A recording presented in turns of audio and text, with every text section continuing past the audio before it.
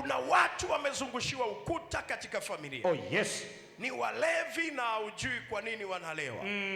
Sema amina, Yesu apate kukusaidia. Amina. Kuna watu ndani ya familia ambao ni makaba na hujui ni kwa nini. Ni kweli. Ni maskini na hujui kwa nini. Hujui. Ni wavuta bangi na hujui ni kwa nini. Yes. Wala madawa za kulevya na hujui ni kwa nini. Ndio Bwana. Ni wachawi. Ndio. Na hawataki kubadilika. Papo. Ni wabeba mikoba. Ndio. Na hawataki kubadilika. Hawataki. Kumbe wamezungushiwa ukuta.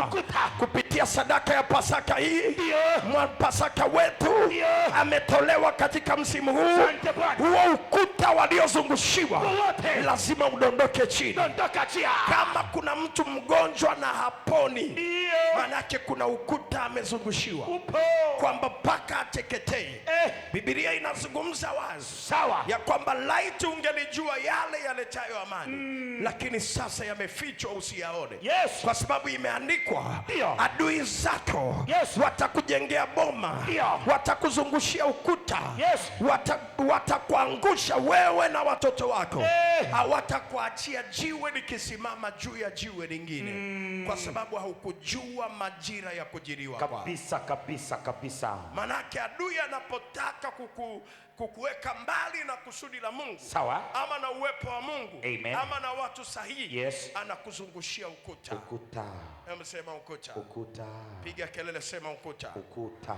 Kwa nini ukutani na watu sahihi? Kwa nini? Kuna aina fulani ya ukuta umekuzunguka. Na huo ukuta unahitaji sadaka ya mwana-kondoo. Na Pasaka hii, sawa, sadaka yako ya mwana-kondoo. Tupo tayari. Watolee watoto wako. Tupo tayari. Kila mtu kwa hesabu ya watoto wake. Tupo tayari. Weka jina la mtoto wako pale.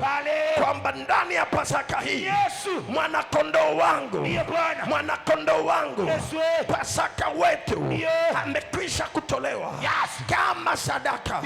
Mwenye macho 7 na pembe 7. Kana kwamba amechinjwa. Msimu wa kuchinja ni msimu wa Pasaka. Walimchinja Kristo kama mwana-kondoo wa Mungu haichukuaye dhambi ya ulimwengu. Ninaamuru achukue kila dhambi na kila uovu kwenye familia na kila ukuta uliokuzunguka, uliozunguka watu wake wa muhimu, uende chini kwa damu ya Yesu Kristo. Hebu piga kelele, sema bomoka na kwenda chini.